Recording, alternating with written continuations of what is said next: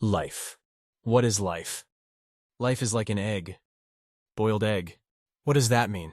Well, whatever you do, it makes no sense whatsoever. Search him! A menacing-looking man with blue eyes ordered in a stern voice to search someone. I found a relic. There were 3 men in white cloaks standing around the boy sitting in the snow. They tried to search him at the order of the man, and one of them obviously found something. You could not see their faces. They had hoods on their heads. I struggled. The boy continues his story and says that he fought and he fought back, but he clearly didn't stand a chance. The men in the cloaks surrounded him tightly, and it was clearly an uneven battle. Next to the boy lay his bag from which some things fell out.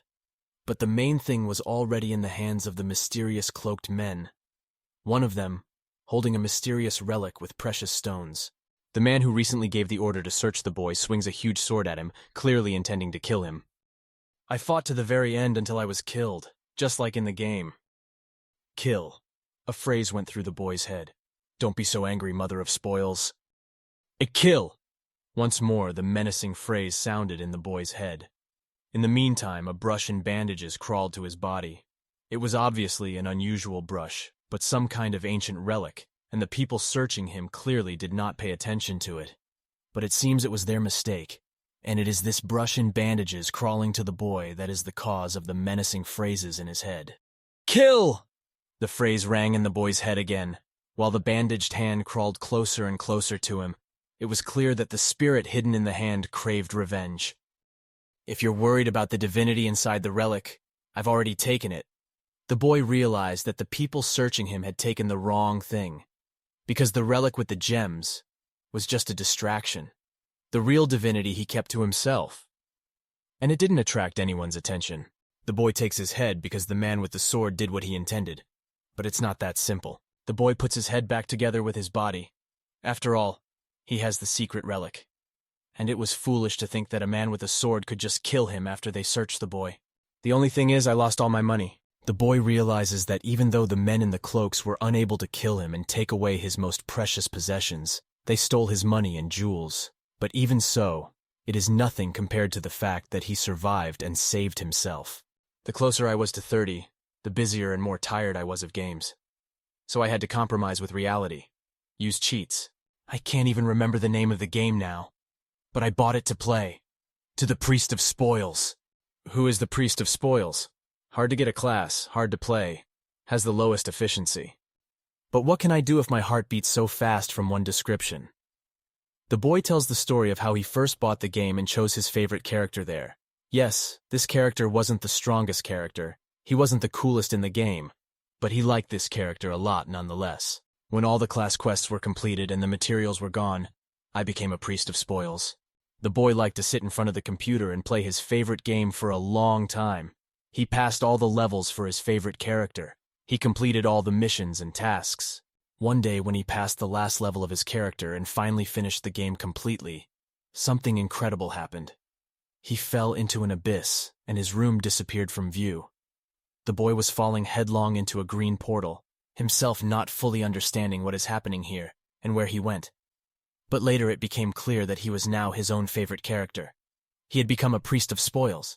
That thing, the shout that looks like a rock singer, is the goddess I worship, the Mother of Spoils. The boy finally mentioned the very brush and bandages turned out to be the goddess he had been worshipping all this time. And it was her screams with requests to kill someone that we heard at the very beginning after the boy's search. The only things I had after waking up in the game were the robe of the Order of Spoils and the hand of the Mother of Spoils lying on my chest. Finding himself in the game for the first time after a long fall into a green portal, the boy found himself all alone. He could take nothing from his past world with him. The only thing he had was the clothes he usually wore with the Order and a hand on his chest. Through this hand, the boy felt a connection with a huge incarnation of the goddess, and because of this, was able to quickly accept the fact that he was in the game, and understanding that he is now in the game was easy enough. According to the plot of the game, the Priest of Spoils is an improved man with the help of drugs. So the boy became much stronger, and his senses were heightened. It seemed to him that all the characteristics of his past, real body, had been improved several times. His new playful body could only be killed by divine power, so there was absolutely no chance that the man with the huge sword could have killed him. because ordinary weapons are not capable of harming the boy now. And it seems that something also happened to his brain. For previously he could not stand the sight of blood, could not even look at it for a second. And now the boy can safely look at the most brutal and bloody scenes, which in real life he would be afraid to even think about. But despite all the advantages, the boy had a small problem. He no longer felt the taste. In his real life, he really liked the pork breast and kimchi. But now about it we'll have to forget because the taste of these dishes he can only remember. His game character does not feel any taste at all. Here's your ID card, Priest Marnak. The girl working in the office handed the boy standing in front of her his ID card for which he had come earlier that morning. Thank you. The boy thanked the girl for her service, for in the new world where he had accidentally arrived, he needed at least some documents to exist and work. Without an identity card, you are nobody in the real world as well as in the game world. Hello, do you have any work for me? The boy came to apply for a job in a large, crowded building. There was a red-headed girl sitting at the desk who looked at him questioningly at first, since the boy was dressed differently from everyone else in the room. But then she decided to help him with his request. Wait a minute! We must have some tasks for the priests of the goddess of support! The girl began to rummage through the documents lying in the shelves, hoping to find something appropriate for the boy.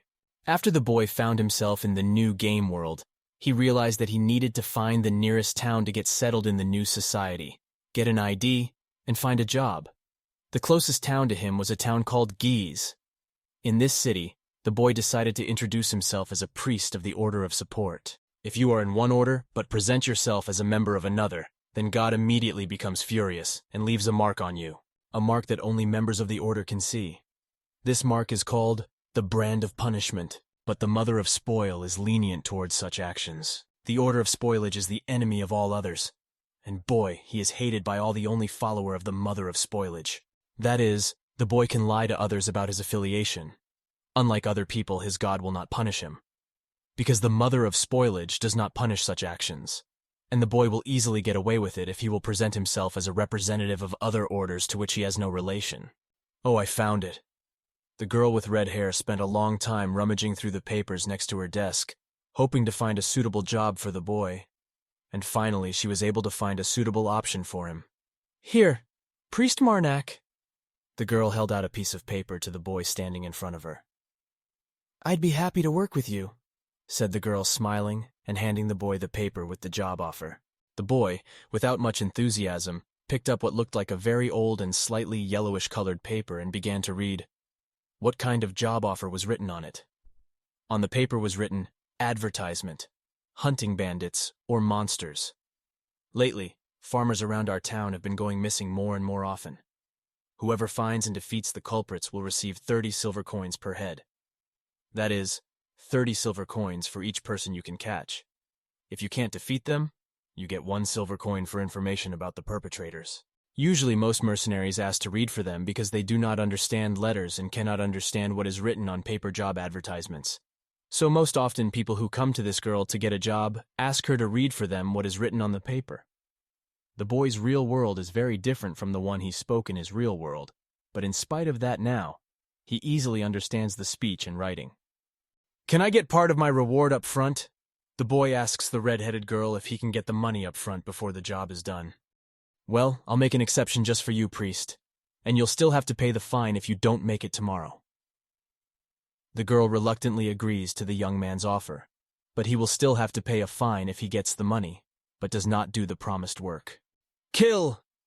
The voice of the spirit reappears in the boy's head, and he keeps asking to kill. I'm not in love, Mother of Spoils. Don't make me angry. Stop saying such things. The boy immediately responded mentally to the spirit's request.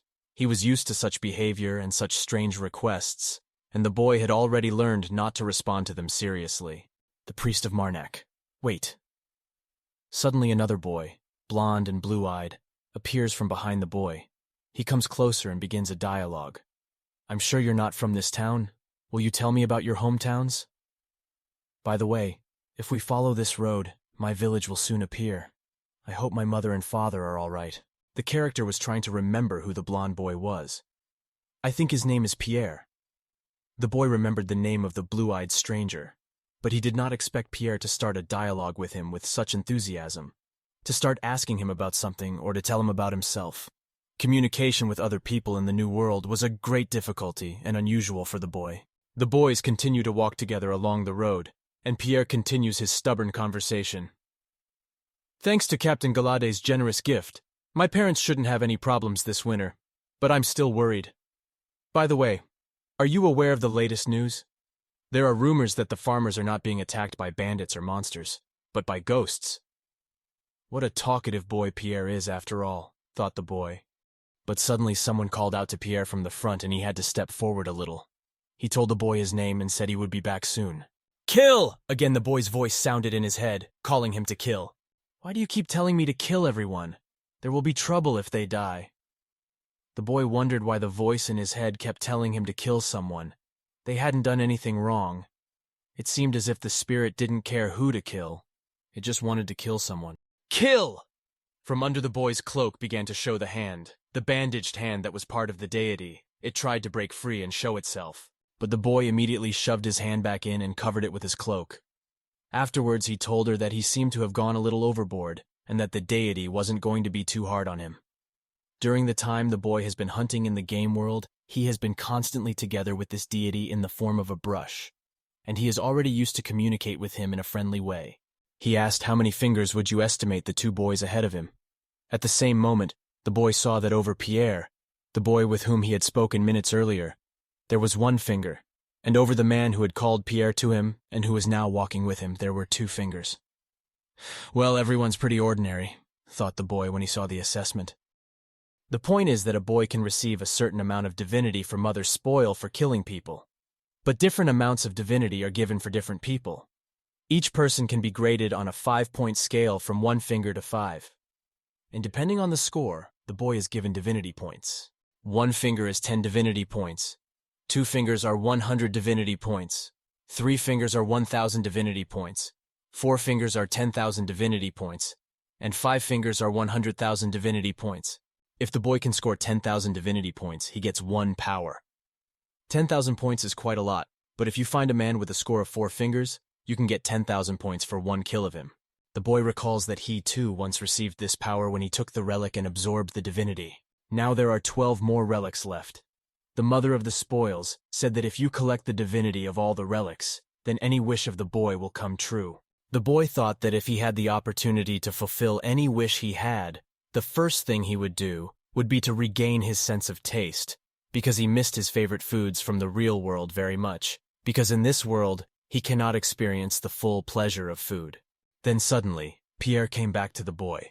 He had been walking ahead of him for quite a long time talking to some man, but now he came up and told the boy that the captain had asked him not to disturb people too much, because if you talk from morning till night, everyone will run out of patience. It was obvious that Pierre was a little embarrassed, but nevertheless came back and decided to apologize to the boy. The boy replied that he was fine, and that he didn't have to worry about it. He said Pierre didn't disturb or embarrass him at all. Suddenly the boy felt some kind of alarm. His eyes caught some unusual movement ahead, and he sensed some kind of danger. Suddenly arrows flew from all sides. Several arrows pierced the man riding in front on the cart with the horses. Several arrows wounded the people walking behind the boy and Pierre. The boy grabbed Pierre by the shoulder and pushed him down so he would be safe. For if you stand, there is a great chance that you will be hit by an arrow and may kill you. The boy himself tried to run away to a safe place to understand who is shooting at them and how you can protect yourself. More arrows flew from all sides. It was as if they appeared out of thin air. It was hard to understand who was responsible for the attack. But the boy clearly did not have the strength to fight off all his attackers, and one arrow pierces him. Pierre, lying behind him, screams in fright as the boy struck by the arrow falls. The boy realizes that the attacker looks like bandits. They stand hidden in the bushes and shoot arrows at passing people. The boy realizes that the easiest thing for him to do now is to pretend to be dead and take away the divinity of these bandits when the chance arises. That is, the boy wants to kill these bandits in order to get divinity points for them. But the easiest way to do this is when the moment is right. Although, I usually go like this. With these words, the boy grabs the sword next to him. After all, the arrow that pierced the boy recently did not harm him in any way. Only divine power can kill him, and ordinary arrows cannot harm him in any way. So the boy who rose suddenly was clearly a surprise to the bandits. The boy boldly draws his sword and confidently and angrily looks at his enemies. He understands that only he can protect those people with whom he recently walked, because the bandits attacked unarmed people and did not expect to meet resistance. Meanwhile, the bandits were clearly surprised by this development. They did not expect anyone to fight and resist, because usually they attacked and robbed ordinary passers-by who travel between cities. The main bandit told the others that he would take the boy on himself and try to defeat him. The others should be dealt with by other bandits. The main bandit was the most experienced and strong among the others. He was great with weapons and had great experience in fighting. So at the first danger, he told the others that he would try to settle it himself and take the fight. The fight began. Both men fought on swords. Each of them mastered the martial arts, and they knew how to win. In such fights, the bandit had great experience, but also the boy had a great strength. Because after getting into the game world, his strength has increased several times as well as health and stamina. Fingers. The boy decided to find out how many fingers the deity of these people would give to the bandits, because it is important for the boy to get divinity points, and you can get them after you kill a person with different finger grades. For different number of fingers, different number of points are given, and he decided to ask how many points he would get if he kills these bandits. "What are you talking about?" The bandit couldn't understand what the boy was suddenly talking about in the middle of a fight. The bandit had no idea about the divinity glasses, and that the boy was right now trying to ask the goddess how much she would price him. At the same moment, the same hand in bandages appeared from under the boy's cloak and showed 2.5 fingers. That was how much the goddess valued these bandits. The boy realized that it was just an ordinary bandit, for in as many fingers, the goddess also estimated the bandit who robbed the boy in the beginning and who took the boy's jewels and relics. That bandit was a regular bandit, just like this one. This game is so unbalanced. The boy was a little upset that the goddess gave such a low score to this bandit, because now he has a real chance to win and get divinity points, while the last time he was searched he had no chance at all. But the bandit's score was exactly the same. So the boy was surprised to see such an unbalanced game. But this did not embarrass the boy, and he continued to fight with the bandit. The fight was hard. The bandit obviously had great experience in wielding a sword, while the boy had in fact only recently entered this world from the ordinary, real one. The only thing that made him different was his great strength, as it had appeared to him when he appeared in the new world. But he had little experience in sword fighting, for he had seldom really fought. All of a sudden, the bandit hit the boy with his sword with all his might, and at the same moment, the boy's sword broke in half. He did not have the strongest sword, so apparently it could not withstand such a heavy blow from the experienced bandit, and broke. The bandit immediately laughed. Even he did not expect that the boy's sword could so easily break. The bandit was clearly pleased. He realized that the boy had nothing more to defend himself with, and the bandit's victory is obvious. He won his promise to his friends. But the bandit has no idea who he just fought and what kind of power the young boy hides in himself. The boy is holding the rest of the sword. He regrets that he did not take a sturdier weapon, for if his sword had been as strong as the bandit's, he could have won the fight. But now only the hilt and a small part of the blade are left of the ball. With such a weapon, he will definitely not be able to resist an experienced and strong bandit. The bandit, meanwhile, looks at the boy and says that he has no recollection of him. And it seems that the bandit has no problems with the boy. He has never quarreled with him and has no complaints against him. So he suggests that we just let him go and not hurt him. Since the boy has nothing else to fight with, he no longer has a sword. So thus the bandit decided to be good-natured and offered to let the boy leave alive. The bandit says that this is their last case anyway before they leave this town. The bandits have been robbing this town for a very long time, and a lot of people are afraid of them, so they decide that a good solution would be to move to another town, where no one knows them yet and there is less chance that they can be caught and killed. Meanwhile, the boy opens the inside pocket of his coat and takes something out.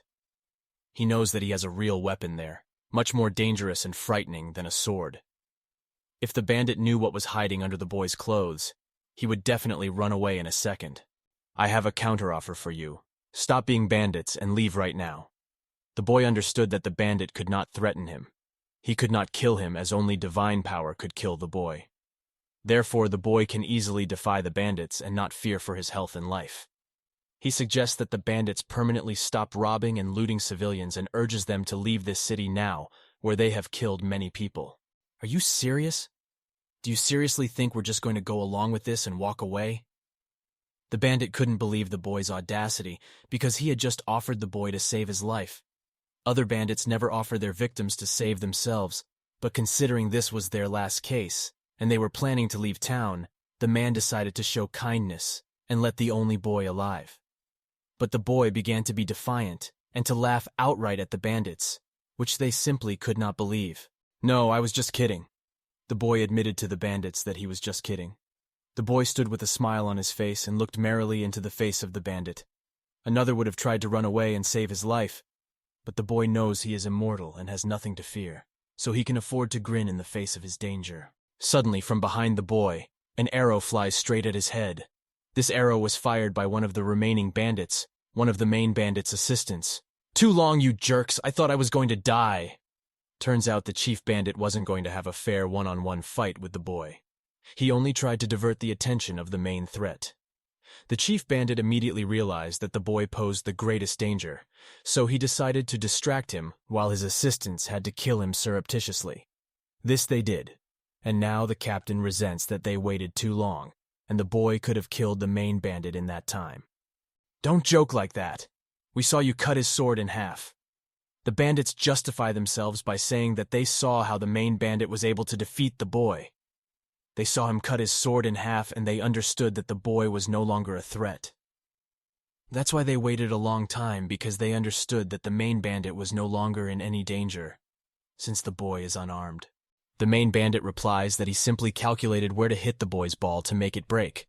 The main bandit really had a lot of experience in fighting, and the other bandits knew that and respected him. But also the main bandit was very fond of bragging about his achievements, so when he started praising you once again, no one was surprised, and the other bandits just said, "Yeah, sure. You're the best as usual. Yeah." At this time, the boy's body lay motionless behind the backs of the bandits. The main bandit asks the others if they have dealt with all the other people. The bandits reply to their leader that they have killed all the others. The chief bandit nods approvingly, looking at his comrades. He is clearly pleased with this result, for they have successfully completed another crime without any harm to themselves. "Really? Are you sure of everyone?" Suddenly a man's voice rang out from behind the bandits. Some silhouette lying on the snow slowly began to rise. The bandits were in shock. They looked at the just dead, lifeless body and could not believe their eyes. The boy who had been hit in the head by an arrow a few minutes ago, and who had been lying lifeless the whole time, began to rise. He looked perfectly healthy, as if nothing had happened. The bandits had never seen anything like it in their lives. Are you sure they've all been killed? Then why are you so surprised?" The boy loved watching the shocked faces of the bandits. He got up from the earth with a smile on his face. He pretended to be dead the whole time in order to see the reaction of the shocked bandits, and he was completely satisfied with that reaction. The bandits didn't know what to do, and looked at the boy with gouged eyes. "The first time you've seen a man who survived an arrow to the head?" The boy continued to make jokes at the bandits. He liked to watch their surprised faces after just seeing a corpse stand on its feet right in front of them.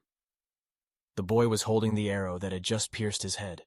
The boy looked perfectly healthy and not even wounded. "Well, yeah, it's kind of like the first time." The bandits didn't know how to react to something like that, so they just stood there not understanding what was going on, trying to say something. "I gave you a chance, and the answer was an arrow fired at me." The boy reminded the bandits that they had been very mean to him, for the boy had suggested that they stop doing the robbery and leave town, and then he would let them live. But the bandits did not follow his instructions and took it as a joke. But the boy wasn't joking. The bandits didn't take the opportunity, so they deserved a cruel punishment for their crimes. The boy was ready to avenge all the people the bandits had hurt. "Shoot him! Shoot him!" The bandit orders his friends to shoot the boy. The bandit does not believe that he has not actually won the battle, and now he is in mortal danger again. He orders the bandit to shoot all the bows they have and spend all the arrows to stop the boy, who could not be stopped by the sword. The bandit hoped that the large amount of arrows and damage could hurt the boy, and he would die. Arrows are flying at the boy from all sides. The bandits are firing every weapon they have, trying to do something to the boy, but they don't succeed. Not a single arrow that hit the boy could hurt him. The boy didn't even stagger. Now he truly doesn't hide his immortality. No weapon can harm the boy, and the bandits are slowly beginning to realize this, and it scares them very much. The boy began to speak to the goddess. "Oh, mother of spoils, your son is in trouble. I am too frightened and confused to do anything. If you have not abandoned me, I would not refuse help now." The boy appeals to the goddess who is always with him. He understands that even with immortality it will be hard enough for him to defeat all bandits alone. So he asks for help from the goddess. The boy knows that the goddess can help him, and she will definitely cope with any dangers. At this time, while the boy was talking to the goddess, a green glow began to appear around him. Green lights everywhere, as if the boy were performing some kind of ritual. It can't be. What kind of monster is he? The bandits couldn't figure out what was going on with the boy or who he was talking to, but they clearly understood that something very bad for them was coming, and apparently the boy is actually a monster, and now the bandits are in mortal danger. "Retreat! Run!"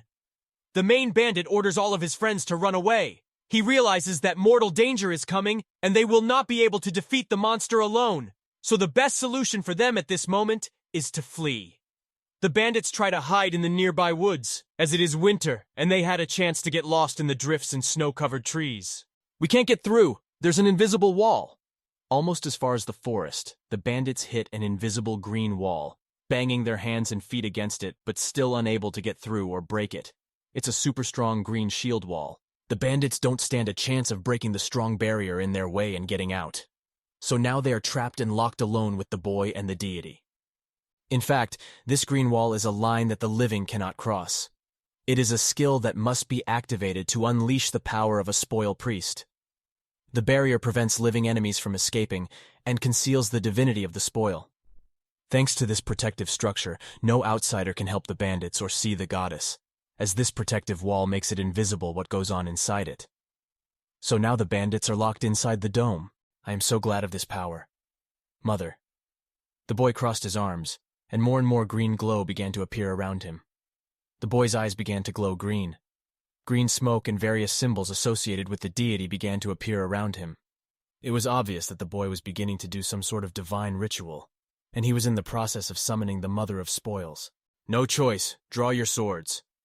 The bandits realize that there is no way they can break through the protective dome, and they are trapped under it. So the only thing left for them to do is to fight inside the dome and hope that they can win and destroy the invisible protection. Therefore, the main bandit orders the rest of the bandits to take out all the weapons they have left and resist the boy and the deity he summons in those seconds. Suddenly, something unbelievable began to appear near the boy. There were flashes of light everywhere. Incomprehensible, unlike anything else, sounds were heard.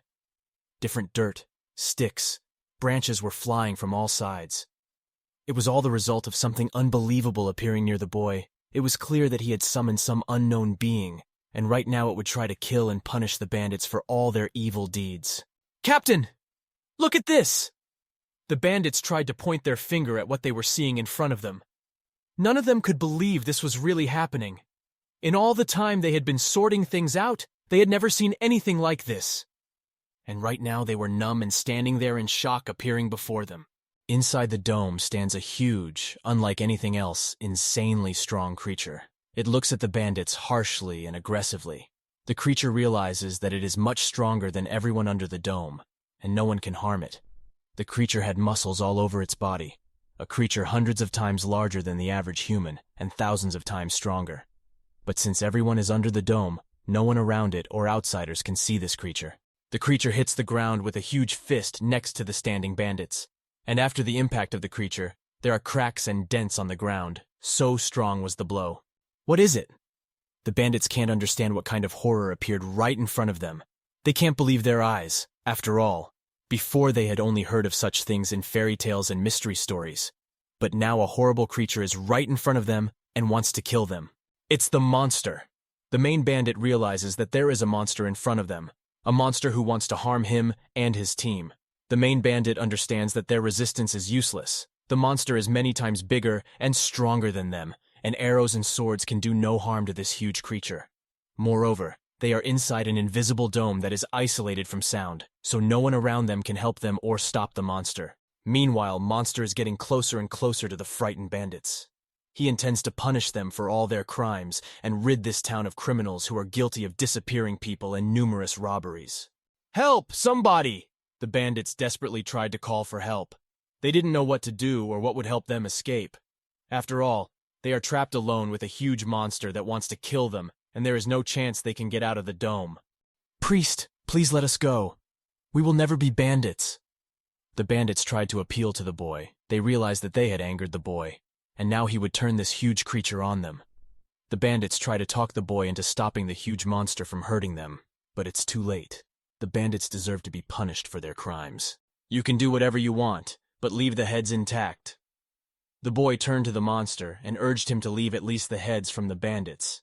After all, the boy got a job, and his assignment was to find the bandits who disturbed the locals, and it seems that these were the bandits. As proof of the work he had done, and to earn his advance, the boy asked the monster to keep the heads.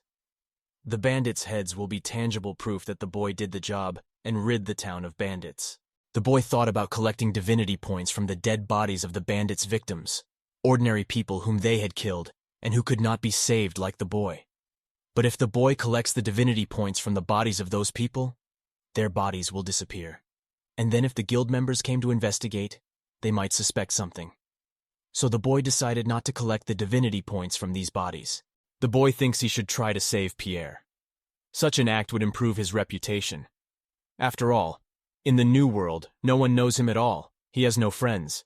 And if he comes to the city with the wounded body of his friend and saves his life, then in the eyes of people he will surely become a hero and a man who saved his friend from bandits. So the boy decides to try to save Pierre. But Pierre is badly wounded, the arrows quite deeply lodged in his body. The boy realizes that without divine help, he will not be able to carry Pierre to town alive. I need more help, Mother of Spoils. Stop his wounds. The boy asked the deity to stop Pierre's bleeding so he could live until he arrived in town, for he had already lost much blood, and the deity's help at this point was needed. A girl with blue hair is holding a precious relic, the same relic that the bandits stole from the boy at the beginning. It's a bowl with precious stones. The bandits took the boy's bowl and brought it to this blue-haired girl, and now she holds it in her hand. What happened to the man who stole the relic? The girl knows that the relic was stolen and returned to her by taking it away from the man I stole it from. She wonders what happened to the man after they took it away from him. I told you, he was beheaded on the spot. The blonde man standing in front of the girl explains to her that the thief had his head cut off and a relic taken from him. He explains to the girl that the thief has been punished and is definitely dead.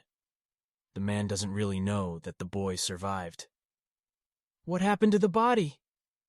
The blue-haired girl asks the man what happened to the thief's body. There was no way to take the body. Only the relic was taken. The man explains that under the conditions in which they caught the thief, there was no way to take anything else but the coveted precious relic with them.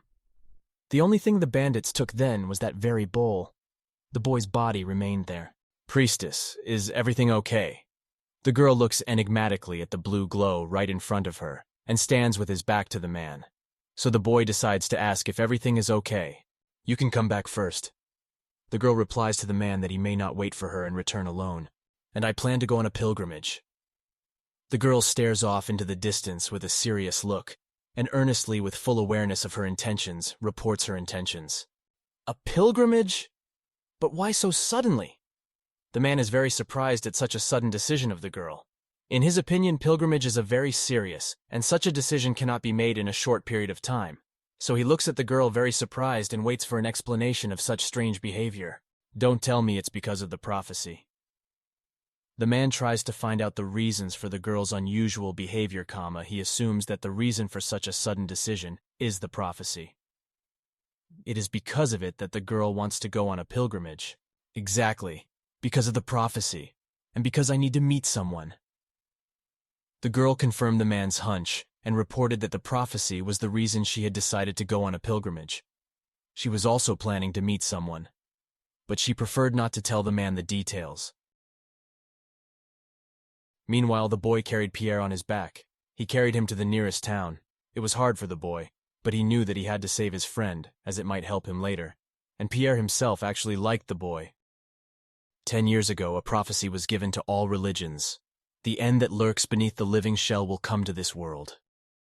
Priest Marnek, you are free.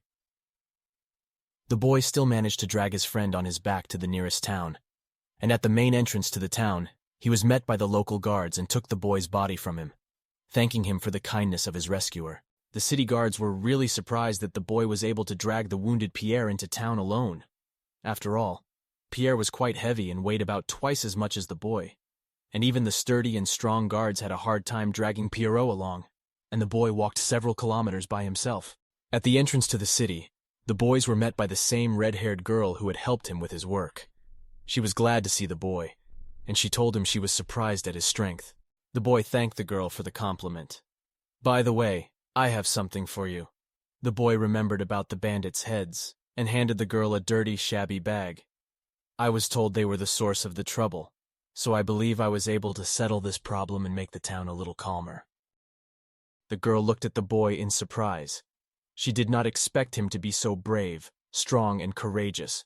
And instead of dragging them around, I suggest that we hand everything over to the guild. The girl suggested that the boy should not keep the bandits' heads around him, but rather hand them over to the right people. That would be much more convenient in her opinion. The boy didn't care, so he agrees to the girl's suggestion.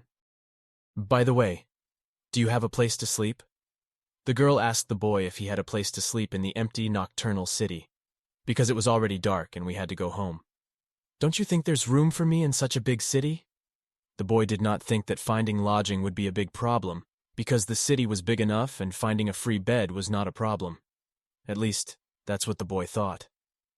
I'll be looking, he answered her. So you don't have a place to stay. If you don't mind, you can sleep at my place.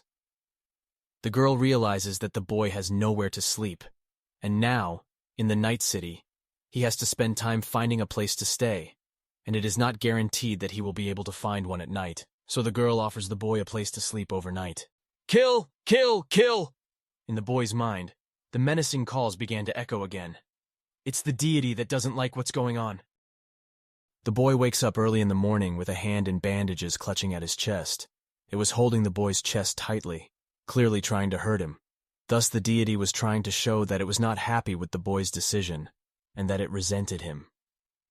For even when the boy was picking up the job, the deity didn't like this girl, and didn't want the boy to fall in love with her. But the boy tried to justify himself. You must understand why I accepted her offer, Mother of Spoils. I had no ulterior motives for this red-haired beauty. The boy tried to explain that he really had no place to sleep. He had returned to town late at night, and it would take hours to find lodging, and the girl's offer was indeed very advantageous. After all, he had gone to bed immediately after the arduous journey. She just offered to let me spend the night in the guild guest room. I don't see anything wrong with that, said the boy with a smile on his face, and remembering the moment the girl led him to her house. Suddenly there was a knock on the door.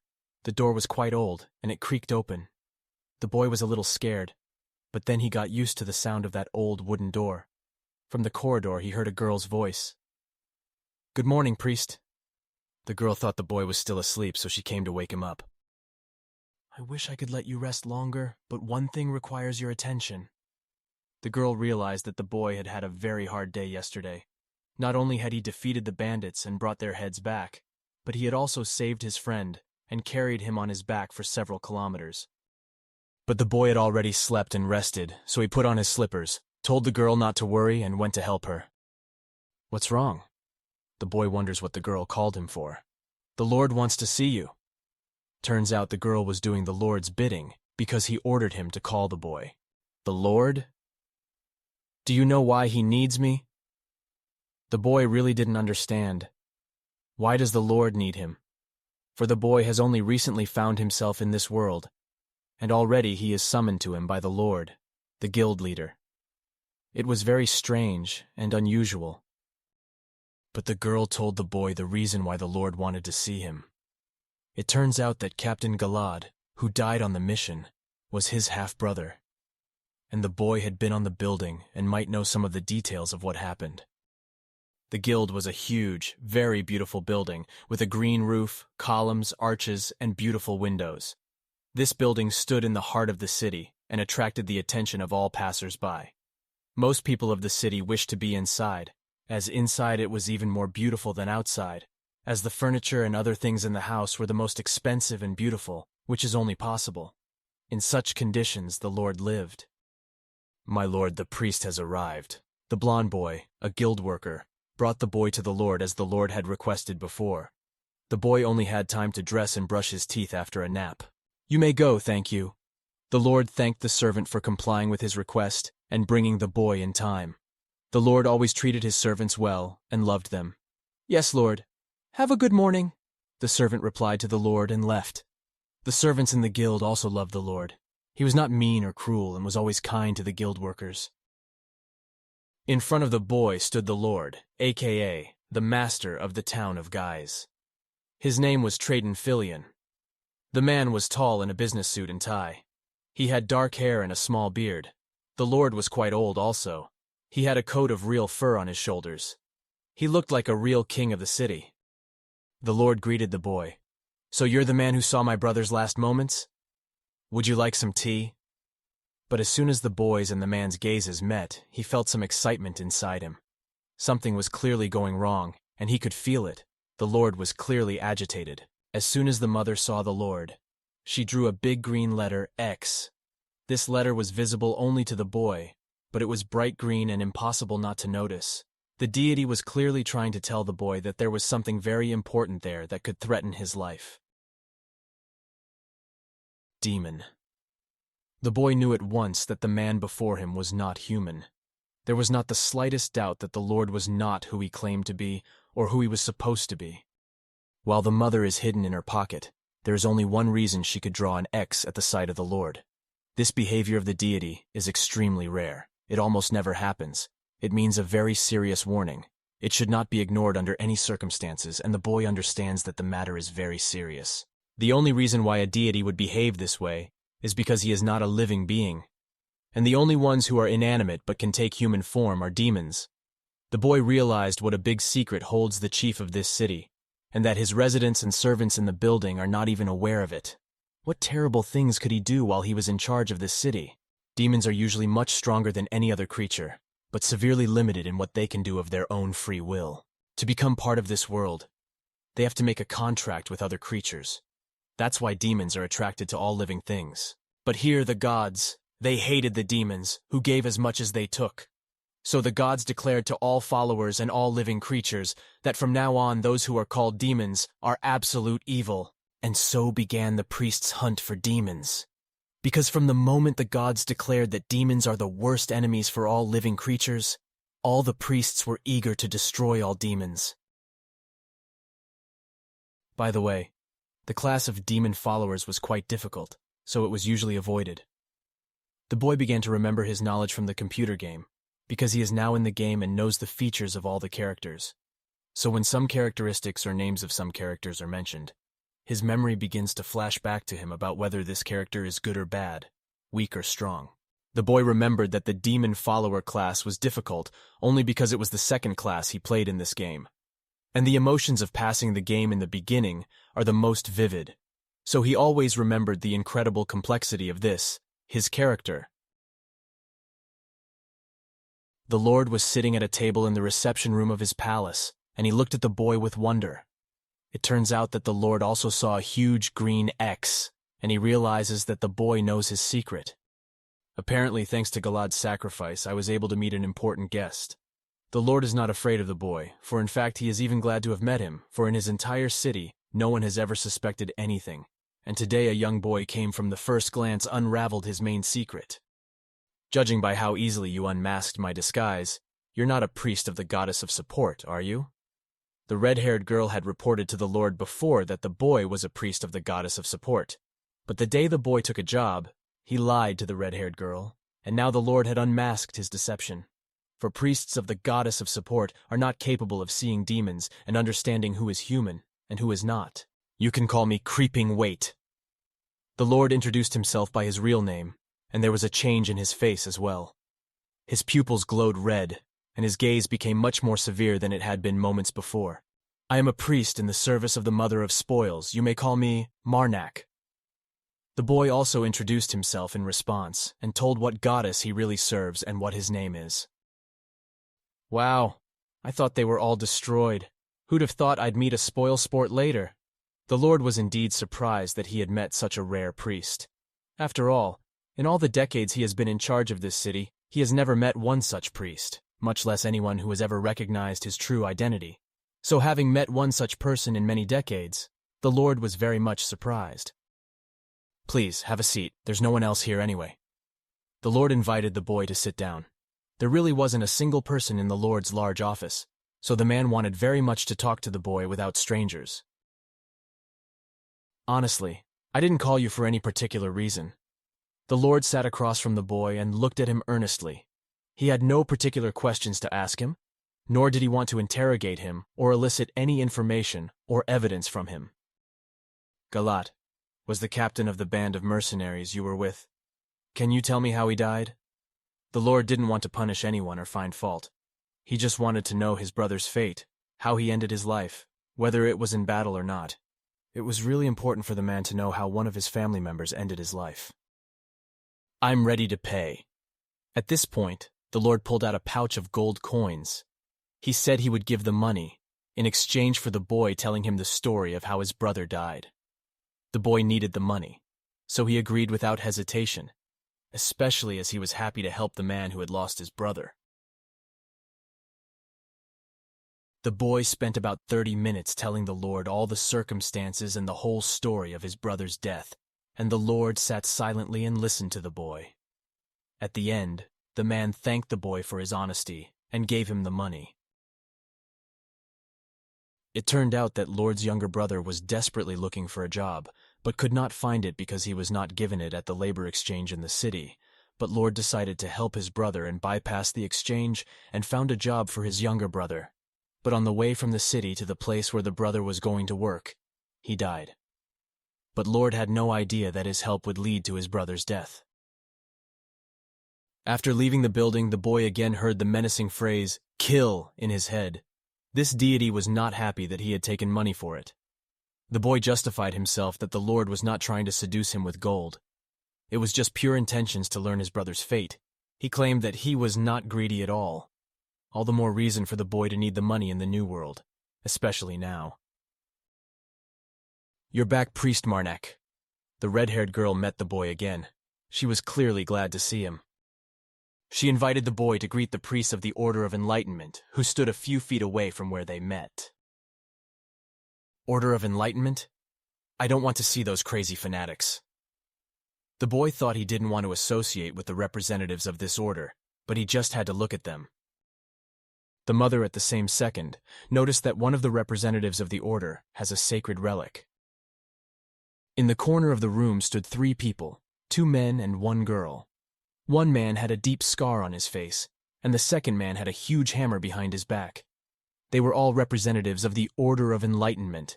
The boy did not like that order. Representatives of the Order of Enlightenment approached the boy. They greeted him. One of the men said, "I didn't think we'd run into a support priest here." Apparently, the red-haired girl told them that the boy was a support representative. The man with the scars on his face said, "I am the pendulum on the scales of vengeance. You can call me Orvis." Orvis was tall, strong, very experienced fighter. Scars adorned his entire body. It was clear that Orvis had fought more than 100 fights, and most likely had come out of those fights victorious. Orvis went on to say, "That giant, his name is Cornu." After these words, the oversized man made a fist to his chest to greet the boy. "And this is Petya." Orvis pointed to the girl next to them, and the girl greeted the boy with the same gesture. All 3 looked friendly enough, and the boy felt they were no threat. "It is a pleasure to greet you. I am a Marnak priest in the service of the Goddess of Support." The boy introduced himself in response, and once again lied about his affiliation with the Goddess of Support. But he didn't care. The only thing on the boy's mind at that moment was a great desire to get the relic. "It seems the priests of the Enlightenment will be staying here too. Just like you, Priest Marnak." The red-haired girl informed the boy that representatives of the order, like him, were spending the night in this building. This was great news for the boy. It was a great relief to the boy. The fact that these people are sleeping in this building means I don't have to take any chances now. There will be other opportunities to get the relic. The boy understood that it was very dangerous to risk it now and try to steal the relic in some way. And with these people sleeping around, it made it a lot easier. But there was only one problem. When absorbing the divinity of the relic, the divinity of the spoil would inevitably come out. That is, when the boy manages to get the relic and wants to add it to his collection in order to eventually make his wish come true, the divinity must come out of him when he absorbs the relic, and that can be very dangerous for those around him. In the meantime, a representative came up to the boy and said they had to leave now, and they had to meet the Lord, so he offered to talk to the boy some other time. The boy was only glad of this, as he was in no mood to talk, and all his thoughts were occupied with ideas of how he could get this religion and what more difficult what to do next when he got it, because he did not want to hurt anyone. Our guild usually provides shelter for lodgers for a small price. The red-haired girl suddenly decided to explain why she decided to shelter the boy last night, and why these priests are also sleeping in the same house with them. Turns out it's the same rule for all priests. When they arrive in town, the guild can provide them with overnight accommodations. Suddenly, the boy heard a rumbling sound behind him. It was the priest of Cornu, the third member of the order whom the boy had just met, who did not go with the others to meet the Lord, but stood in the room with his great hammer. But why didn't you go with them to see the Lord? The boy wondered. Why the only one of the order did not go to the meeting for which they had come here. A huge man stood in the middle of the hall, distinguished from everyone else in it by his enormous size and his large hammer. I have no choice. Because of the tribesmen, many lords of the north have a bad prejudice against me. I'm just being courteous. It turns out that this priest is a member of the same tribe, and members of that tribe are very disliked by the lords, and he does not want to make a bad impression, so he does not even show his face in front of them. I don't think Lord Traden cares about that sort of thing, said the boy, remembering his conversation with the Lord. The boy liked the Lord. He could not think that the Lord would not want to communicate with the man, just because he did not like the tribe from which the man came. The boy was sure that the priest didn't know the Lord well and was worried for nothing. Suddenly the red-haired girl showed up, and I decided to add a couple of facts about Lord. He can be a little cold, but he's great at his job. He knows how to separate work and personal. He's treated very well in our town, so you'd better not say anything bad about him. The girls, like all the townspeople, liked their Lord very much, so she wouldn't let anything bad be said about him. The boy wondered why the representatives of the order needed to meet with the Lord at all, so he decided to ask the priest. In truth, we are following a prophecy we received 10 years ago. The prophecy is that the end, lurking beneath the living shell, will come to this world. The Orvis priest suggests that the end may be a demon. Do you really think the Lord is a demon? The boy wonders about the order's intentions. He realizes they are pretty close to figuring it out, and they might guess it's true. But the boy doesn't show it, and won't give away the Lord's secret. No, we do not think so. Just checking everyone. Priests said that they do not suspect the Lord more than others. They went a long way, on the way entering many cities and everywhere checking the different lords, whether they are demons or not, so they try to track down the real demon and unravel the prophecy. Orvis has the ability to detect a demon, thanks to a sacred relic. The priest talked about the sacred relic they carry with them. It's the same relic the boy needs, and with it they can identify demons, and with it they might be able to figure out that the Lord is a demon. Suddenly there was a huge explosion behind their backs. Some kind of monster was inside the Lord's room. Representatives of the order were fighting it. It was a huge black serpent with red eyes and a red glow from its mouth. It was obvious that they had managed to recognize the demon after all, and were now fighting it.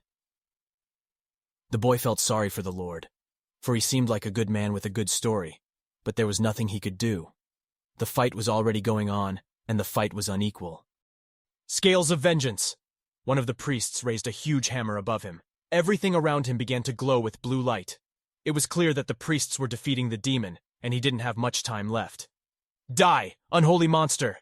At this moment, Orvis raised his hammer and struck the demon's head with it. There was a loud sound and an explosion. All around was flooded with blue light. The Lord's office was blown up. The building began to collapse from the explosions. Goddamn demon! The order shouted curses at the demon. It was clear that they really hated him. They believed that he had something to do with the prophecy, and the demon must be destroyed at all costs.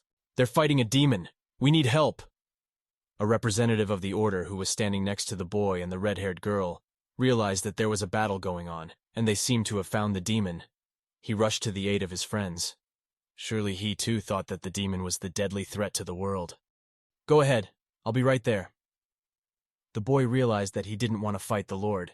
He had become quite good friends with him, so his tasks now were to get as far away from this place as possible. But he also didn't forget that there was a relic that he had to get his hands on. Priest Marnak, what's going on? The red-haired girl didn't understand at all what was going on. She hid under the table, hoping to hide from the explosions that were happening very close to her. She could not believe that the Lord, whom the whole city loves, and whom one treats very well, is in fact a demon who is being killed right now by representatives of the Order. The boy ran up to her and took her in his arms to protect her from the explosions. Where is he? Where are they treating Pierre? The boy cared where his friend was being treated. The same Pierre whom he saved and carried for several kilometers in his arms. Explain it to me so that I can find him. The boy understands that he is in this city only recently, and will not be able to get his bearings quickly, so he asks the girl to explain as clearly as possible to get them to the place as quickly as possible, because it was very important for the boy to get away from the Lord's building as soon as possible. But no sooner had they stepped away from the building than a huge monster burst out of there. It was higher than all the houses in the city. The monster broke out. Now it is a huge threat to the entire city. The representatives of the Order could not cope with it, and now the monster is on the loose. What do we have in the end? It was a long story. A boy who loved the computer game and always played as his favorite character. Once he found himself in this computer game, he found himself in a whole new world full of riddles and adventures. He also completely transformed into his favorite character from the game. He became a priest of the goddess of spoilage. In the game world, he was busy looking for relics. He tried to find all the relics so that he could have one wish of his own fulfilled. Most of all, he wanted his taste back, since he had absolutely no taste in the game reality, and that was exactly what made him miss the real world. In the game world, the boy had a lot of dangers, from bandits to demons to gods. But the thing is that the boy is actually immortal, and can only kill him divine power, so he's one of the few who can come to the aid of others to help and save other people. He has a lot of friends that he meets, some of whom are really kind and good people who want to help, and the rest are probably not people at all, but demons. But the most important problem is that not only the boy wants to collect the relics, he has competitors who want the relics just as much as he does. And we don't know yet what powers these people have, whether the boy can resist them, or whether they have powers that the boy has never heard of.